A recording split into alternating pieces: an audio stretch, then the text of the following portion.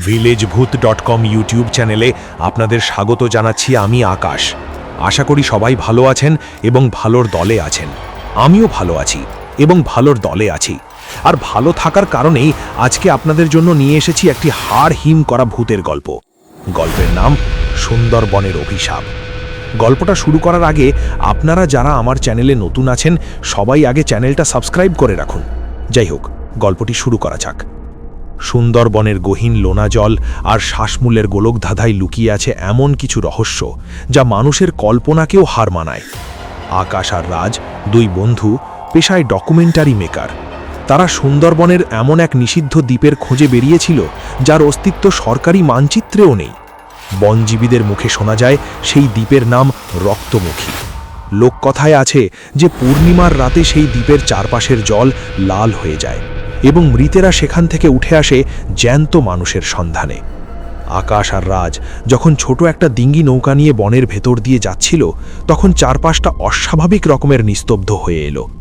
বনের হরিণের ডাক কিংবা পাখির কিচিরমিচির সব যেন এক নিমিষেই থেমে গেছে। রাজের হাতে ছিল একটি পুরনো লণ্ঠন, যার টিমটিমে আলোয় বনের অন্ধকার যেন আরও ভয়ঙ্কর দেখাচ্ছিল। হঠাৎ নৌকার নিচে কিসের যেন একটা প্রচণ্ড ধাক্কা লাগলো। আকাশ টর্চ জ্বালিয়ে জলের দিকে তাকাতেই দেখল কুচকুচে কালো জলের নিচ থেকে বড় বড় লাল চোখওয়ালা একটি বিভৎস মুখ তাদের দিকে তাকিয়ে পৈশাচিক হাসি দিচ্ছে। ভয়ে রাজের হাত থেকে লণ্ঠনটা প্রায় পড়ে যাওয়ার ক্রম। ঠিক সেই মুহূর্তে বনের গভীর থেকে ভেসে এলো এক নারকীয় অট্টহাসি। আকাশ দেখল নৌকার ঠিক পেছনে জলের ওপর এক সাদা শাড়ি পরা নারী মূর্তি ভেসে বেড়াচ্ছে, যার মুখমণ্ডল থেকে তাজা রক্ত চুইয়ে পড়ছে। সে যেন ইশারায় তাদের ডাকছে সেই নিষিদ্ধ দ্বীপের দিকে। রাজ কাঁপতে কাঁপতে বলল, আকাশ, ফিরে চল, এই বন আমাদের আর ফিরে যেতে দেবে না।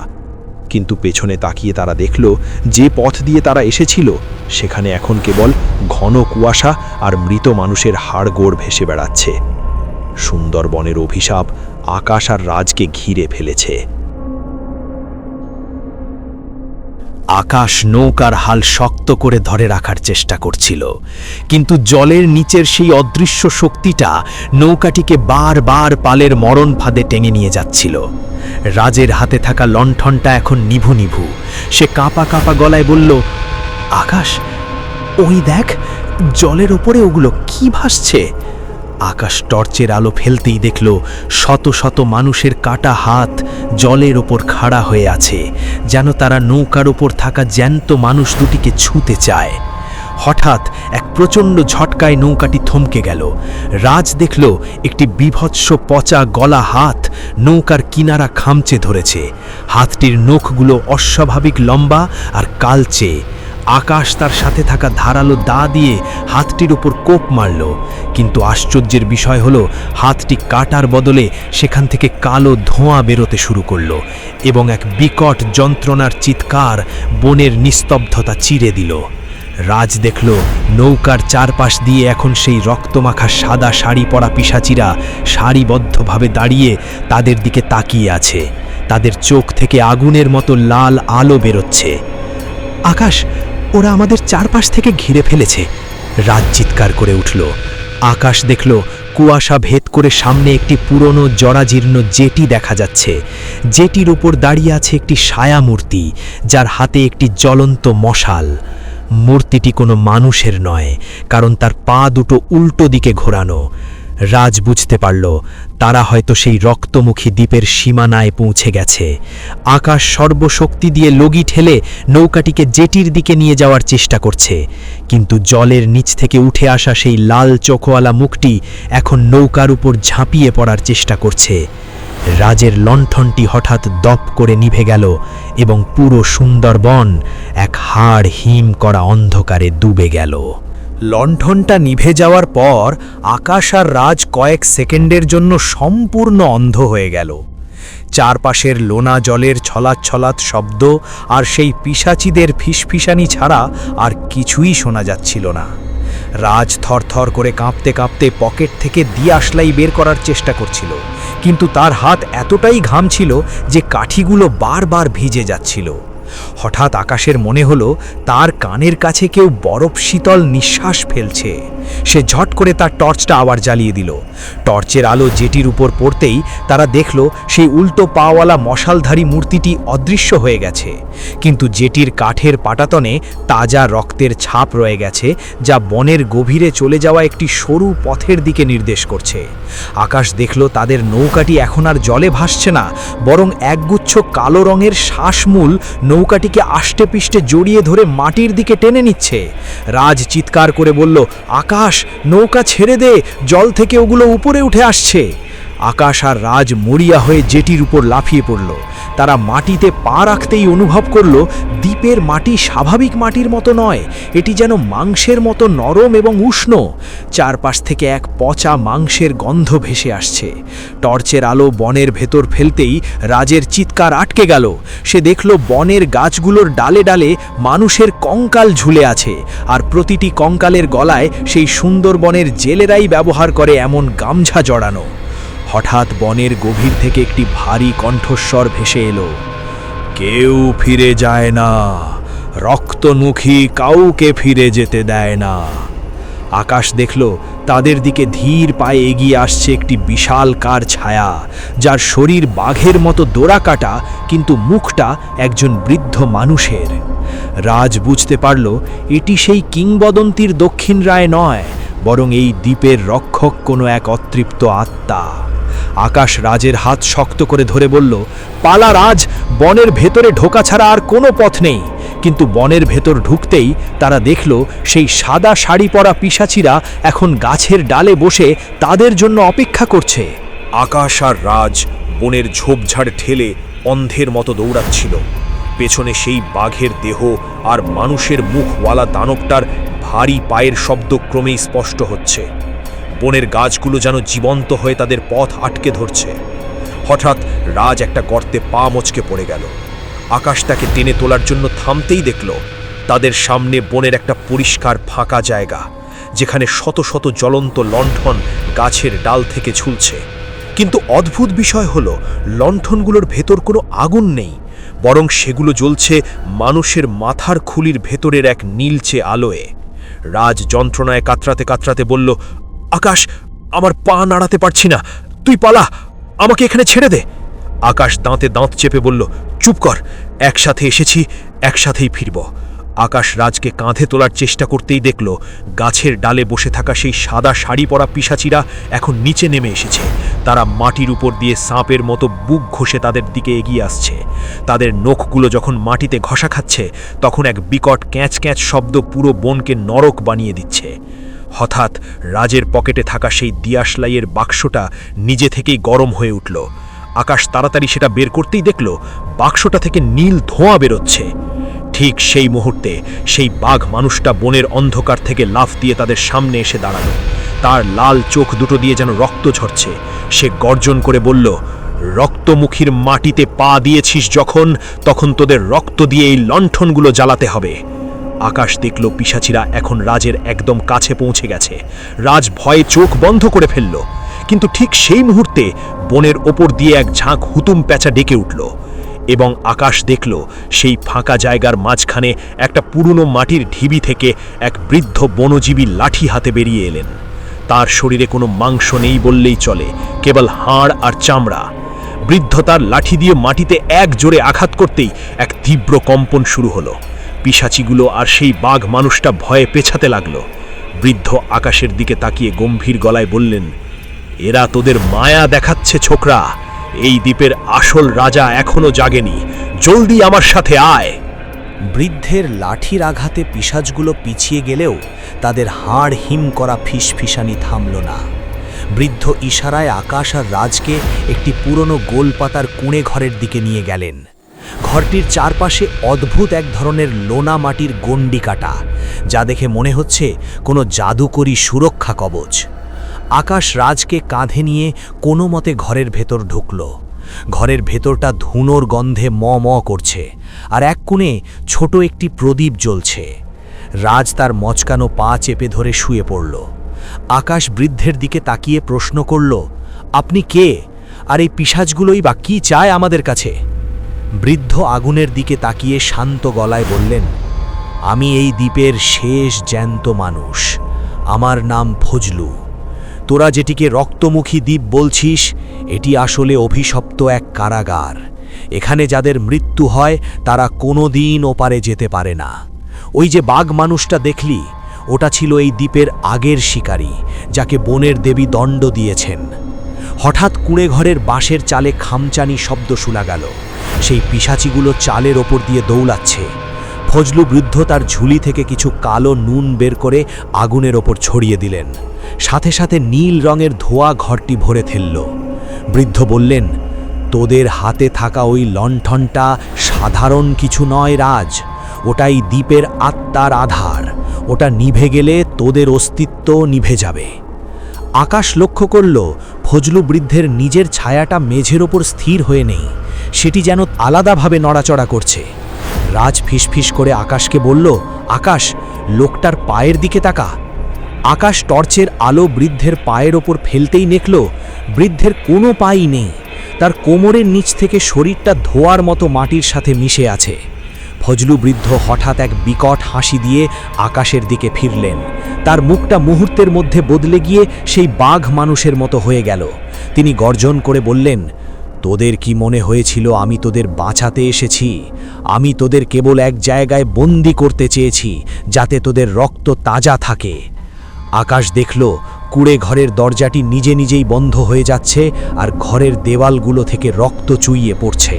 কুঁড়ে ঘরের দেওয়ালগুলো যখন লাল রক্তে ভিজে উঠছে, তখন ফজলু বৃদ্ধের সেই ছদ্মবেশ পুরোপুরি খসে পড়ল। তার শরীর থেকে এখন পচা মাংসের টুকরো খসে পড়ছে, আর সেই পৈশাচিক বাঘের মুখটা এখন আকাশের একদম সামনে। আকাশ পিছু হটতে গিয়ে রাজের ওপর গিয়ে পড়ল। রাজ যন্ত্রণায় চিৎকার করে উঠল, কারণ তার মচকানো পাটা এখন কুঁড়ে ঘরের মাটি চুষে নিচ্ছে। মনে হচ্ছে এই মাটিটা আসলে জ্যান্ত কোনো প্রাণীর জীব। আকাশ, ওই লণ্ঠনটা জ্বালা, জলদি! রাজ চিৎকার করে বলল। আকাশ তার ভেজা দিয়াশলাইয়ের কাঠিগুলো দিয়ে মরিয়া হয়ে লণ্ঠনটা জ্বালানোর চেষ্টা করল। শেষ কাঠিটা যখন জ্বলে উঠল, লণ্ঠনের নীল আলো পুরো ঘরকে উজ্জ্বল করে দিল। সেই আলো বৃদ্ধের শরীরে লাগতেই সে যন্ত্রণায় পিছিয়ে গেল। নীল আলোতে দেখা গেল কুঁড়ে ঘরের কোণে কোণে মানুষের খুলি দিয়ে এক ধরনের বেদি বানানো হয়েছে। বৃদ্ধ গর্জন করে বলল, ওই আলো তোদের বেশিক্ষণ বাঁচাতে পারবে না। নীল প্রদীপ নিভে গেলেই তোরা এই দ্বীপের মাটির খাবার হয়ে যাবি। আকাশ দেখল ঘরের দরজাটা বাইরে থেকে শক্ত করে বন্ধ। সে তার দা দিয়ে দরজায় কোপ মারল, কিন্তু দরজার কাঠ থেকে ফিনকি দিয়ে রক্ত বেরোতে শুরু করল। রাজ তখন খেয়াল করল মেঝের এক জায়গায় মাটিটা একটু আলগা। সে তার হাত দিয়ে মাটি খুঁড়তেই দেখল নিচে একটি লোহার শিকল দেওয়া দরজা। আকাশ আর দেরি না করে রাজকে নিয়ে সেই মাটির তলার গোপন সুড়ঙ্গে ঝাঁপ দিল, কিন্তু নিচে পড়ার সাথে সাথেই তারা দেখল সুড়ঙ্গটি আসলে একটি অন্ধকার ড্রেনের মতো, যা সরাসরি সুন্দরবনের লোনা জলের সাথে মিশেছে। সেই ড্রেনের ভেতরে জল ছিল না, ছিল ঘন রক্ত। রাজের হাতে ধরা লণ্ঠনটা কাঁপছে। তারা যখন সুড়ঙ্গের শেষ মাথায় পৌঁছল, তখন দেখল সেখানে সেই সাদা শাড়ি পরা পিশাচিরা আগে থেকেই অপেক্ষা করছে। তবে এবার তারা স্থির হয়ে দাঁড়িয়ে আছে, আর তাদের হাতের তালুগুলো খোলা। আকাশের চোখ কপালে উঠল যখন সে দেখল প্রতিটি পিশাচির হাতের তালুতে একটি করে চোখ বসানো, যা তাদের দিকে একভাবে তাকিয়ে আছে। আকাশ বুঝতে পারল তারা কেবল সুড়ঙ্গে ঢোকেনি, তারা আসলে এই দ্বীপের হৃৎপিণ্ডের ভেতর ঢুকে পড়েছে। সুড়ঙ্গের সেই নোনা রক্তে ভেজা মেঝেতে আকাশ আর রাজ স্থবির হয়ে দাঁড়িয়ে রইল। সামনে থাকা পিশাচিদের হাতের তালুতে বসানো সেই বিভৎস চোখগুলো একযোগে দুলছে, যেন তারা আকাশ আর রাজের আত্মার গভীরতা মেপে নিচ্ছে। রাজের হাতে ধরা লণ্ঠনের নীল আলো এখন ঠিক ঠিক করে জ্বলছে। আকাশ বুঝতে পারল এই পিশাচিরা অন্ধ নয়, তারা কেবল সেই জিনিসটিকেই দেখতে পায় যা নড়াচড়া করে। আকাশ ফিসফিস করে রাজকে বলল, একদম নড়বি না রাজ, নিঃশ্বাসও খুব ধীরে নে। ঠিক তখনই রাজের পায়ের ওপর দিয়ে একটা বিশাল আকার লোনা জলের কাঁকড়া হেঁটে গেল। রাজ যন্ত্রণায় আর ভয়ে একটা ছোট আর্তনাদ করে ফেলল। সাথে সাথে সেই শত শত হাতের চোখগুলো রাজের দিকে ঘুরে গেল। পিশাচিরা একযোগে এক অদ্ভুত হিস হিস শব্দ করে তাদের দিকে ধেয়ে আসতে লাগলো। আকাশ দেখল বাঁচার আর কোনো পথ নেই। সে তার ব্যাগের ভেতর থেকে শেষ সম্বল এক বোতল কেরোসিন তেল বের করল। সে লণ্ঠনের নীল শিখার ওপর তেলটা ঢেলে দিতেই এক বিশাল অগ্নিকাণ্ড শুরু হলো। সেই আগুনের উত্তাপে পিশাচিগুলো আর্তনাদ করে পিছু হটতে শুরু করলো। কিন্তু আগুনের আলোতে আকাশ সুড়ঙ্গের ছাদের দিকে তাকিয়ে যা দেখল, তাতে তার গায়ের রক্ত হিম হয়ে গেল। সুড়ঙ্গের ছাদে ঝুলে আছে শত শত মানুষের চামড়া, যেগুলো জ্যান্ত অবস্থায় ছাড়িয়ে নেওয়া হয়েছে। হঠাৎ সুড়ঙ্গের দেওয়াল থেকে সেই বাঘ মানুষের কণ্ঠস্বর আবার শোনা গেল, আগুন দিয়ে কতক্ষণ আটকাবি, এই দ্বীপের রাজা রক্তদন্ত জেগে উঠেছে। তখনই সুড়ঙ্গের শেষ প্রান্তের অন্ধকার চিরে বিশাল এক আকৃতি বেরিয়ে এলো। সেটি কোনো সাধারণ পিশাচ নয়, সেটি ছিল প্রায় 10 ফুট লম্বা এক কঙ্কালসার দানব, যার সারা গায়ে বাঘের ছাল জড়ানো, আর মুখ থেকে বেরিয়ে আছে দুটো বিশাল হাতির মতো দাঁত। রাজ চিৎকার করে উঠল, আকাশ, ওটা তো কোনো মানুষ না, ওটা সাক্ষাৎ শয়তান। আকাশ তার দাঁ শক্ত করে ধরে বলল, আজ আর পালানো নয় রাজ, আজ লড়াই হবে। আকাশ দৌড়ে গিয়ে সেই দানবটার পায়ের মাঝখান দিয়ে স্লাইড করে তার পেছনে চলে গেল এবং দানবটার পিঠে তার দাঁ দিয়ে এক প্রচণ্ড কোপ বসালো। কিন্তু কোপ লাগার সাথে সাথেই আকাশের দাঁটা পাথরের মতো শক্ত কিছুতে লেগে দু টুকরো হয়ে গেল। দাঁটা ভেঙে হাতে রয়ে গেল শুধু বাট। আকাশ দেখল দানবটি ধীরে ধীরে তার দিকে ঘুরছে। রক্তদন্তের প্রতিটি নিঃশ্বাসের সাথে সুড়ঙ্গের ভেতর পচা গন্ধের দমকা হাওয়া বইছে। দানবটি তার বিশাল থাবা দিয়ে আকাশকে লক্ষ্য করে এক আঘাত হানল। আকাশ দ্রুত পাশে সরে যাওয়ায় রক্ষা পেল, কিন্তু থাবাটি পাথরের দেওয়ালে লেগে সেখানে এক বিশাল গর্ত তৈরি করল। রাজ তখন মেঝেতে পড়ে থাকা লণ্ঠনের নীল শিখার দিকে তাকিয়ে দেখল সেই পিশাচিরা দূরে দাঁড়িয়ে এক অদ্ভুত সুরে বিলাপ শুরু করেছে। আকাশ, ওর চোখে আঘাত কর, রাজ চিৎকার করে বলল। কিন্তু আকাশের কাছে এখন কোনো অস্ত্র নেই। ঠিক সেই মুহূর্তে সুড়ঙ্গের কোণে পড়ে থাকা একটি কঙ্কালের হাতের কাছে সে একটি অদ্ভুত বাঁশি দেখতে পেল। বাঁশিটি বনজ কোনো গাছের হাড় দিয়ে তৈরি। কোনো কিছু না ভেবেই আকাশ বাঁশিটি তুলে নিল। দানবটি যখন তার ওপর ঝাঁপিয়ে পড়তে উদ্যত, আকাশ সর্বশক্তি দিয়ে বাঁশিতে খু দিল। বাঁশি থেকে কোনো সুর বের হলো না, বরং এক তীব্র কর্কশ শব্দ পুরো সুড়ঙ্গে প্রতিধ্বনিত হলো। সেই শব্দ শোনা মাত্রই রক্তদন্ত দানবটি থমকে দাঁড়ালো। সে তার নিজের কান চেপে ধরে যন্ত্রণায় ছটফট করতে লাগলো। পিশাচিগুলো ভয়ে দেওয়ালের গর্তে লুকিয়ে পড়তে শুরু করলো। আকাশ দেখল বাঁশির শব্দের সাথে সাথে সুড়ঙ্গের রক্তমাখা মেঝে থেকে সোনালি রঙের কিছু লতাগুল্ম বেরিয়ে আসছে, যা রক্তদন্তের পা আষ্টে পিষ্টে জড়িয়ে ধরছে। রাজ কোনোমতে উঠে দাঁড়িয়ে বলল, আকাশ, থামিস না, বাজাতে থাক। আকাশ দেখল সুড়ঙ্গের ছাদ থেকে ধুলোবালি ঝরছে। সেই সোনালি লতাগুলো এখন দানবের শরীরে বিঁধে যাচ্ছে। দানবটি নিস্তেজ হয়ে মাটিতে আছড়ে পড়ল। কিন্তু সেই বাঁশি বাজাতে গিয়ে আকাশের নাক মুখ দিয়ে রক্ত বেরিয়ে আসতে শুরু করলো। এই সুর সাধারণ মানুষের সহ্য করার মতো নয়। হঠাৎ সেই সাদা শাড়ি পরা পিশাচিটি আবার দেখা দিল। এবার সে শান্ত চোখে আকাশের দিকে তাকিয়ে আছে। সে তার হাত দিয়ে সামনের একটি অন্ধকার দেওয়ালের দিকে ইশারা করল। আকাশ দেখল সেখানে একটি প্রাচীন দরজার অবয়ব ফুটে উঠছে, কিন্তু সেই দরজার পাল্লা খুলতে হলে দরকার একজনের তাজা রক্ত। আকাশের নাক মুখ দিয়ে রক্ত গড়িয়ে পড়ছে। বাঁশিটির মরণঘাতী সুর তাকে ভেতর থেকে শেষ করে দিচ্ছে, কিন্তু সে জানে বাঁশি থামানো মানেই রক্তদন্ত দানবটির আবার জেগে ওঠা। রাজ হামাগুড়ি দিয়ে আকাশের কাছে এলো। সে দেখল আকাশের চোখের মণি ধীরে ধীরে ঘোলাটে হয়ে যাচ্ছে। রাজ আকাশের হাত থেকে বাঁশিটি কেড়ে নেবার চেষ্টা করল, কিন্তু আকাশ তাকে ইশারায় সেই প্রাচীন দরজার দিকে যেতে বলল।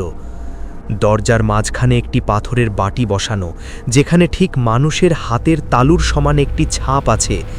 রাজ বুঝতে পারল এখানে রক্ত না দিলে এই দ্বীপ তাদের ছাড়বে না। রাজ তার পকেট থেকে সেই ছোট ডাইভিং ছুরিটা বের করল, কিন্তু তার আগেই আকাশ তার নিজের হাত পাথরের সেই ছাঁচে রাখল। আকাশের ক্ষতবিক্ষত হাত থেকে টপ টপ করে রক্ত সেই প্রাচীন খোদাই করা নকশাগুলোতে ছড়িয়ে পড়তে লাগল। পুরো সুড়ঙ্গ তখন এক অদ্ভুত নীল আর লাল আলোয় কাঁপছে। রক্তদন্ত দানবটি নিস্তেজ হয়ে পড়ে থাকলেও তার শরীর থেকে এক ধরনের কালো ধোঁয়া বেরোচ্ছিল, যা রাজের চারপাশ ঘিরে ধরছিল। হঠাৎ এক প্রচণ্ড শব্দে সেই পাথরের দরজাটি খুলে গেল, কিন্তু ওপারে কোনো জঙ্গল বা সমুদ্র নেই। সেখানে কেবল এক অন্তহীন সিঁড়ি, যা নিচের দিকে নেমে গেছে। সেই সাদা শাড়ি পরা পিশাচিটি দরজার ওপাশে দাঁড়িয়ে আকাশের দিকে করুণ চোখে তাকালো। আকাশ ফিসফিস করে বলল, রাজ পালা, আমি আর পারছি না। আকাশের রক্তে যখন সেই পাথরের বাটি পূর্ণ হয়ে গেল, তখনই পুরো সুড়ঙ্গ ধসে পড়তে শুরু করলো। রাজ আকাশকে কোনো মতে কাঁধে তুলে সেই অন্ধকার সিঁড়ি দিয়ে নামতে শুরু করলো। ঠিক তখনই তারা পেছনে এক বিকট গর্জন শুনল। রক্তদন্ত দানবটি আবার জেগে উঠেছে, আর এবার তার সারা শরীর থেকে আগুনের শিখা বেরোচ্ছে। সে এখন আর শুধু দানব নয়, সে এখন এক জীবন্ত আগ্নেয়গিরি। সিঁড়ি দিয়ে নামতে নামতে রাজ দেখল নিচে এক বিশাল পাতালপুরী। সেখানে হাজার হাজার মানুষ পাথরের মূর্তির মতো দাঁড়িয়ে আছে, তাদের সবার হাতে একটি করে মৃত প্রদীপ। রাজ বুঝতে পারল এরা সবাই সেই মানুষ যারা সুন্দরবনে হারিয়ে গিয়েছিল। তারা কি সবাই এখন আকাশ আর রাজের অপেক্ষায়? সিঁড়ি দিয়ে নামার সময় রাজের নাকে এক পুরনো পচা ভেজা মাটির গন্ধ এলো। আকাশ তখন প্রায় সংজ্ঞাহীন, তার শরীরটা বরফের মতো ঠান্ডা। রাজ তাকে নিয়ে পাতালপুরীর মেঝেতে পা রাখতেই দেখল সেই হাজার হাজার পাথরের মূর্তিগুলো একযোগে তাদের দিকে মাথা ঘোরালো। তাদের চোখের কটর খালি, কিন্তু সেখান থেকে এক অদ্ভুত হাহাকার শব্দ বেরোচ্ছে। পেছন থেকে রক্তদন্ত দানবের আগুনের উত্তাপ সিঁড়ি বেয়ে নিচে নেমে আসছে। সিঁড়িগুলো গলতে শুরু করেছে। রাজ দেখল সামনে এগোবার কোনো রাস্তা নেই, কেবল পাথরের এই নিশ্চল মানুষের মেলা। হঠাৎ সেই সাদা শাড়ি পরা পিশাচিটি রাজের সামনে এসে দাঁড়ালো। সে তার হাত বাড়িয়ে রাজের হাতে থাকা সেই নিভে যাওয়া লণ্ঠনটি চাইল। রাজ ভয়ে ভয়ে লণ্ঠনটি তার দিকে বাড়িয়ে দিতেই পিশাচিটি তার নিজের আঙুল কামড়ে এক ফোঁটা গাঢ় কালো রক্ত লণ্ঠনের ভেতর ফেলে দিল। সাথে সাথে লণ্ঠনটি এক তীব্র সোনালি আলোয় জ্বলে উঠল।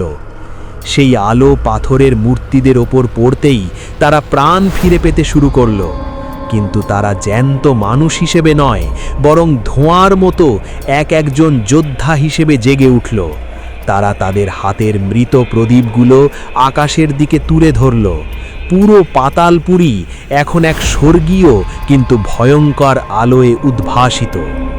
পিশাচিটি রাজের কানে ফিসফিস করে বলল, এরা এই দ্বীপের বন্দি আত্মা।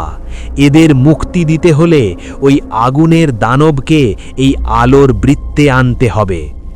রাজ বুঝল এটাই তাদের শেষ সুযোগ। সে আকাশকে এক কোণে শুইয়ে দিয়ে লণ্ঠনটি উঁচিয়ে সিঁড়ির দিকে এগিয়ে গেল। রক্তদন্ত দানবটি যখন শেষ ধাপ পার হয়ে নিচে লাফ দিল, অমনি হাজার হাজার ছায়া যোদ্ধা তাদের তলোয়ার আর বল্লম নিয়ে দানবটির ওপর ঝাঁপিয়ে পড়ল। দানবটির আগুনের সাথে ছায়াগুলোর সংঘাত হতে লাগল, আর পুরো পাতালপুরী থরথর করে কাঁপতে শুরু করল। রাজ দেখল দানবটির শরীর থেকে সেই বাঘের ছাল পুড়ে ছাই হয়ে যাচ্ছে এবং ভেতরে এক কুৎসিত কঙ্কাল বেরিয়ে আসছে। কিন্তু ঠিক সেই মুহূর্তে দানবটি তার শেষ শক্তি দিয়ে রাজের দিকে এক আগুনের গোলা ছুঁড়ে মারল। রক্তদন্ত দানবের ছুঁড়ে মারা আগুনের গোলাটি রাজের দিকে ধেয়ে আসছিল, ঠিক যেন এক জ্বলন্ত উল্কা। রাজের বাঁচার কোনো পথ ছিল না, কিন্তু ঠিক সেই মুহূর্তে তার হাতে থাকা লণ্ঠনের সোনালি আলো এক অদৃশ্য ঢাল তৈরি করল। আগুনের গোলাটি সেই ঢালে ধাক্কা খেয়ে চারদিকে ছড়িয়ে পড়ল। রাজ দেখল সেই সাদা শাড়ি পরা পিশাচিটি এখন আর পিশাচি নয়, আগুনের আলোতে তার আসল রূপ ফুটে উঠেছে। সে ছিল এই দ্বীপের সেই প্রাচীন পূজারিণী যাকে তান্ত্রিকরা বলি দিয়েছিল। পিশাচিটি রাজকে উদ্দেশ্য করে চিৎকার করে বলল, লণ্ঠনটা দানবের হৃৎপিণ্ডে ছুঁড়ে মারো, ওর ভেতরেই দ্বীপের আসল শয়তান লুকিয়ে আছে। রাজ দেখল ছায়া যোদ্ধারা দানবটিকে চারপাশ থেকে জাপটে ধরেছে, কিন্তু দানবের শরীরের উত্তাপে তারা ধোঁয়ার মতো মিলিয়ে যাচ্ছে। রাজ সর্বশক্তি দিয়ে দৌড়ে গেল। তার পায়ের নিচের মাটি কাঁপছে, চারপাশ থেকে পাথরের ছাদ খসে পড়ছে। রাজ যখন দানবের একদম কাছাকাছি, দানবটি তার বিশাল জ্বলন্ত হাত দিয়ে রাজের গলা চেপে ধরল। রাজের শ্বাস বন্ধ হয়ে আসছিল, চোখের সামনে অন্ধকার নেমে আসছিল। ঠিক তখনই অদূরে পড়ে থাকা আকাশ কোনো মতে চোখ মেলল। সে তার ভাঙা বাঁশিটা শেষবারের মতো হাতে তুলে নিয়ে এক তীক্ষ্ণ সুর বাজালো। সেই সুর শুনে দানবটি এক মুহূর্তের জন্য থমকে গেল। সেই সুযোগে রাজ তার হাতে থাকা জ্বলন্ত লণ্ঠনটি দানবের বুকের সেই গর্তে ঢুকিয়ে দিল, যেখানে এক সময় বাঘের ছাল ছিল। এক প্রচণ্ড বিস্ফোরণ হলো। নীল আর সোনালি আলোয় পুরো পাতালপুরি সাদা হয়ে গেল।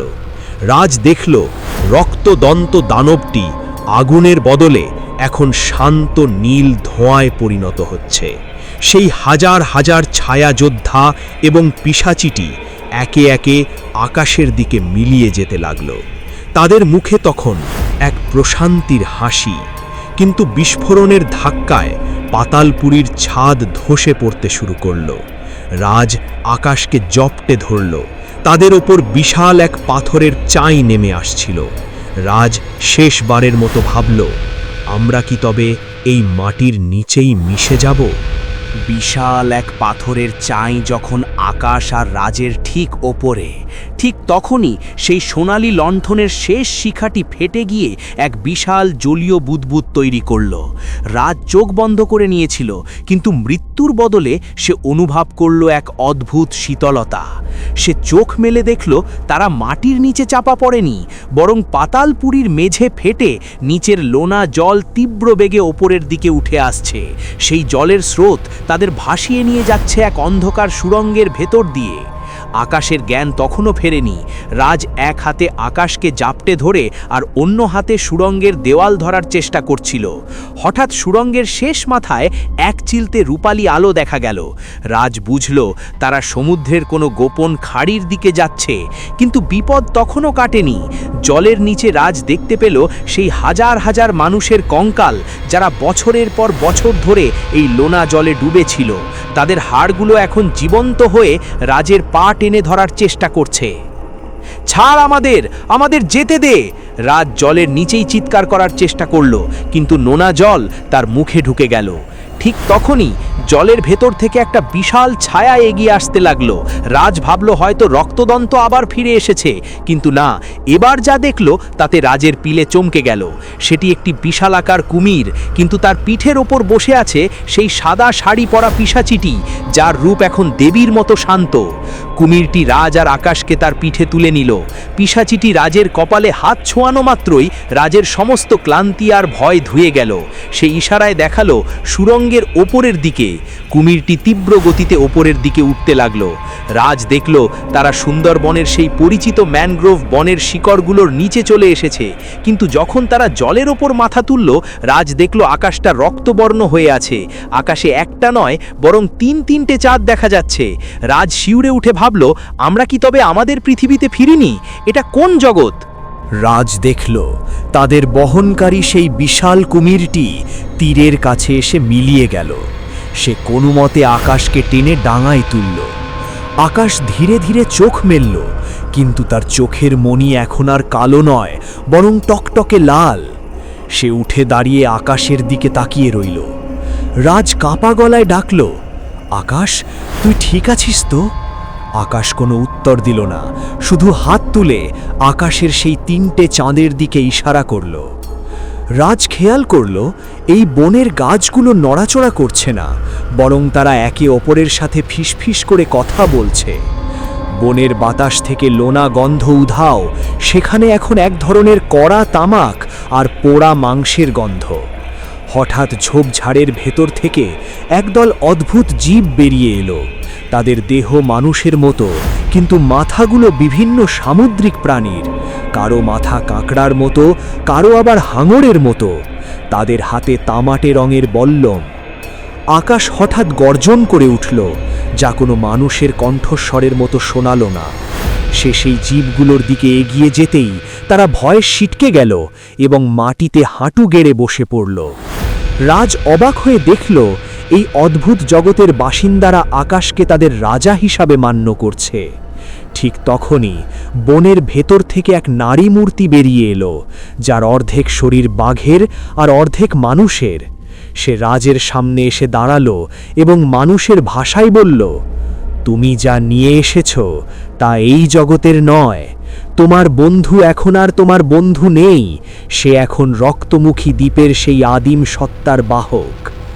রাজ বুঝতে পারল, পাতালপুরীর সেই লড়াইয়ে যখন আকাশ বাঁশিটি বাজিয়েছিল, তখন থেকেই সেই দ্বীপের অভিশপ্ত আত্মা আকাশের শরীরে বসতি গেড়েছে।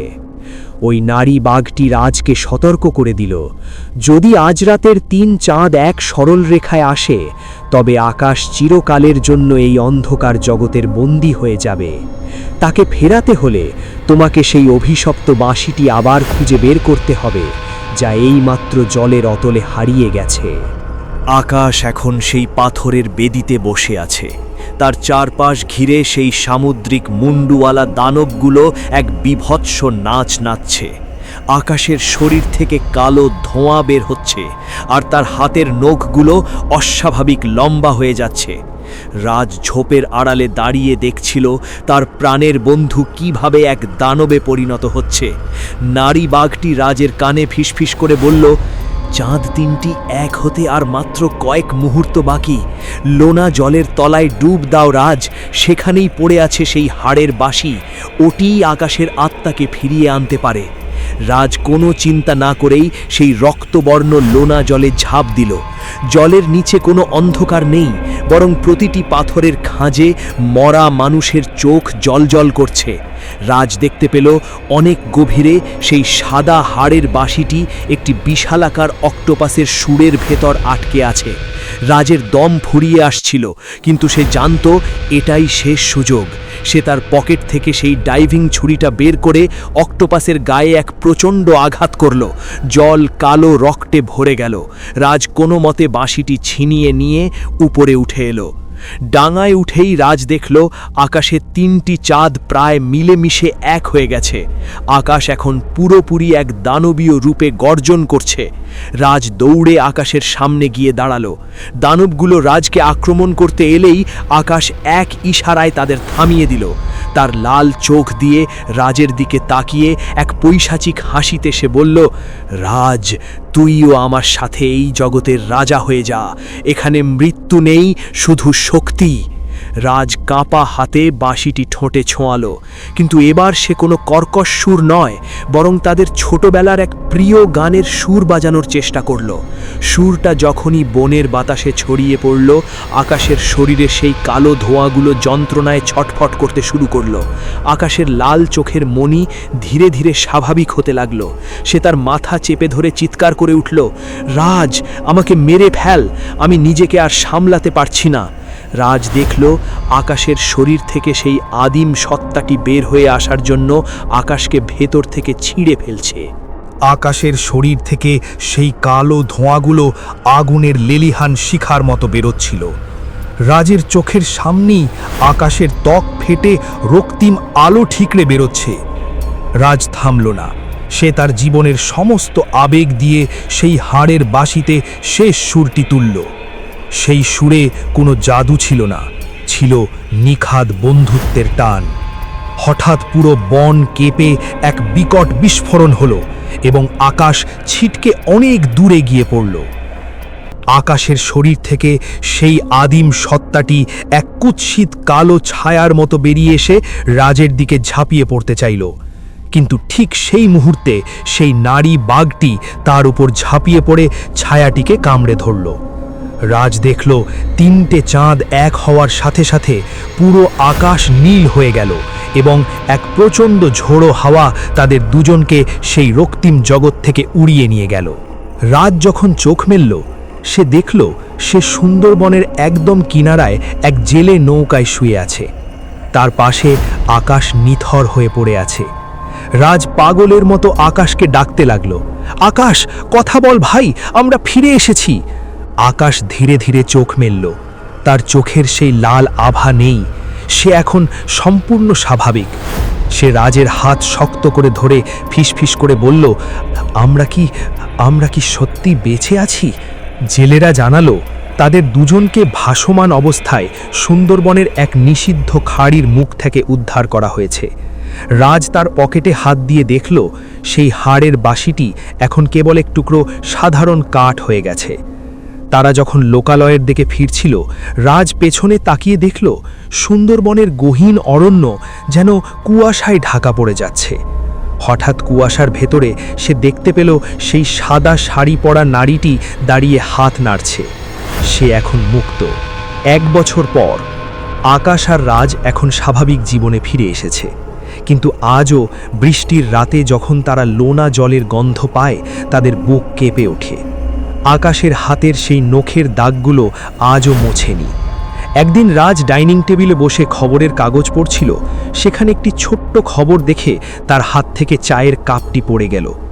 খবরে লেখা ছিল, সুন্দরবনের মানচিত্রে নতুন এক দ্বীপের সন্ধান পাওয়া গেছে। জেলেরা যার নাম দিয়েছে রক্তমুখী। রাজ আয়নার দিকে তাকিয়ে দেখল তার নিজের চোখের মণিটা এক মুহূর্তের জন্য লাল হয়ে আবার কালো হয়ে গেল। সুন্দরবনের অভিশাপ কি তবে সত্যি শেষ হয়েছে, নাকি রাজের ভেতরেই কোনো নতুন বীজ বপন করে দিয়ে গেছে? গল্পটা কেমন লাগলো কমেন্টে জানিও। ভয় লাগলে অবশ্যই একটা লাইক দিয়ে যেও। আপনাদের লাইক আর কমেন্টই আমাদের অনুপ্রেরণা। গল্পটা ভালো লাগুক বা না লাগুক, দুটো ক্ষেত্রেই একটা কমেন্ট করে জানাবেন, যেন আমরা আরও ভালো নতুন ভূতের গল্প আনতে পারি। আল্লাহ হাফেজ।